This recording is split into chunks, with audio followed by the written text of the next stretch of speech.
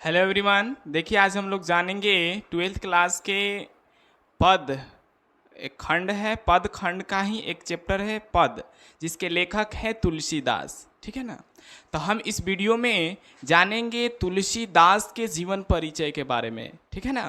तो आप लोग ध्यान से इस वीडियो में बने रहिए शुरू से अंत तक। यदि आप हमारे चैनल पर नए हैं तो हमारे चैनल को सब्सक्राइब करिए और बेल आइकन को भी दबा दीजिए, जिससे हमारे आने वाला वीडियो सबसे पहले आप तक पहुंचे। ठीक है, तो चलिए इस वीडियो को शुरू करते हैं।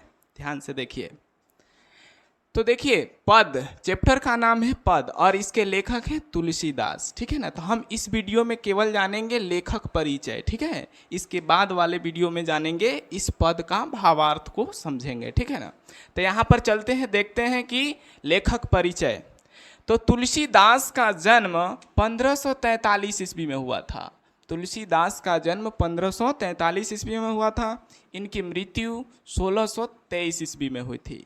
इनका जन्म राजापुर बंदा उत्तर प्रदेश में हुआ था और इनकी माता का नाम हुलसी था और पिता का नाम आत्माराम दुबे था। ठीक है। इनका बचपन का नाम या मूल नाम राम बोला था। ठीक है। तुलसीदास का बचपन का नाम क्या था? राम बोला। ठीक है।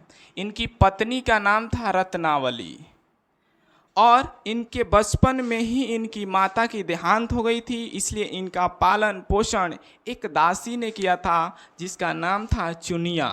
ठीक है। इनके दीक्षा गुरु नरहरि दास थे, जो वाराणसी में सुखर खेत एक जगह है वहीं के रहने वाले थे। ठीक है। इनके शिक्षा गुरु शेष सनातन थे, ये भी काशी के एक विद्वान थे। ठीक है। उसके बाद जब इनकी शिक्षा पूरी हुई तो तुलसीदास अस्थायी रूप से काशी में ही निवास करने लगे और काशी से कई जगहों पर तीर्थ यात्रा किए, जैसे सुखर खेत, अवध, चित्रकूट, प्रयाग, मथुरा, वृंदावन। ठीक है ना। इसके अलावा भारत के अन्य तीर्थ स्थलों पर इन्होंने ये गए और वहाँ के चीज़ों को देखें। ठीक है ना।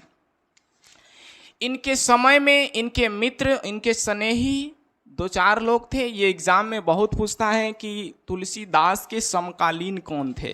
तो तुलसीदास के समकालीन अब्दुल रहीम खान खाना, नाभादास, मान सिंह, मधुसूदन और टोडरमल थे।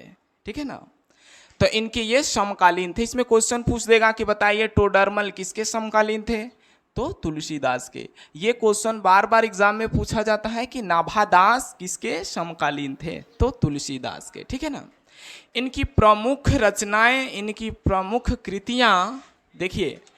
इनकी प्रमुख कृतियों में से एक है राम लल्ला नहचु, वैराग्य संदीपनी, दोहावली, गीतावली, कवितावली और विनय पत्रिका एवं रामचरित्र मानस। ये दो इनकी रचनाएं ऐसी है इन जो भारतीय जनमानस पर इसकी एक अमिट छाप है जो कभी न मिटने वाली है। ठीक है। तो विनय पत्रिका और रामचरित्र मानस से इन्हें काफ़ी प्रसिद्धि मिली और यह उसी के लिए आज विश्व के सबसे लोकप्रिय पुस्तकों में रामचरित्र मानस को गिना जाता है और इस रामचरित्र मानस के लेखक हैं तुलसीदास। ठीक है ना। चलिए, तुलसीदास से संबंधित हम आपको एक छोटी सी कहानी बताते हैं। तुलसीदास जब इनका जन्म हुआ, इनके माता का नाम था हुलसी। जब बचपन में ही उनका देहांत हो गया था तो इनका पालन पोषण दूसरे लोगों ने किया था और जब यह बड़े हुए, अब शुरू से ही यह भिक्षाटन शुरू कर दिए थे, माने भिक्षा मांग करके अपना जीवन यापन शुरू कर दिए थे। जब बड़े हुए तो यह राम भक्ति में बड़ी इनकी रुचि थी और यह राम जी की भक्ति, राम जी की कथा वाचन करना शुरू कर दिए। इसी दौरान एक व्यक्ति थे जिनके रत्नावली के पिताजी, और रत्नावली के पिताजी जब इनको देखें तो उनके लिए अपने पुत्री रत्नावली का रिश्ता तय कर दिए।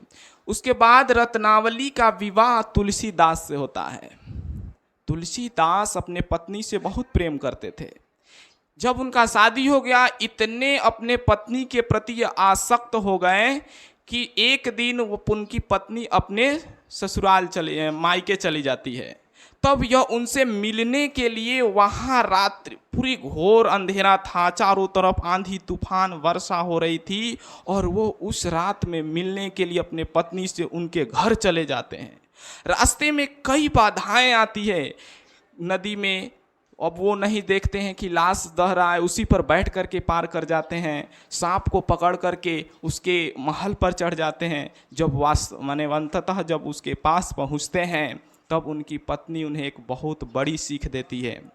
कहती है कि यदि आपको इस मिट्टी के शरीर से इतना लगाव है, तो थोड़ी सी लगाव प्रभु से करते हैं, राम से करते हैं, तो आपका जीवन धन्य हो जाता, आपका जीवन स्वार्थ हो जाता। इस बात को सुनकर के तुलसीदास का जीवन ही परिवर्तन हो गया, और वहां से वह राम जी की भक्ति में पूरी तरह से लीन हो जाते हैं। अपने घर को पत्नी से विछोह हो जाता है, और वहां से वो पूरी तरह राम जी के सेवा में समर्पित हो जाते हैं। ठीक है, इनका व्यक्तित्व बहुत ही मृदु भाव वाला था, शांत स्वभाव का था। इनकी कृतियां दोहा के रूप में होती थी, और सुरीली आवाजों में गाई जाने वाली इनकी पंक्तियां होती थी। ठीक है, तो हम इसके बाद वाले वीडियो में देखेंगे इस पद का अर्थ क्या होता है ना। तब तक आप इस वीडियो को अच्छे से देखिए और अपनी कॉपी में नोट कर लीजिए, ये बहुत ही जरूरी है एग्जाम के लिए। ठीक है, धन्यवाद।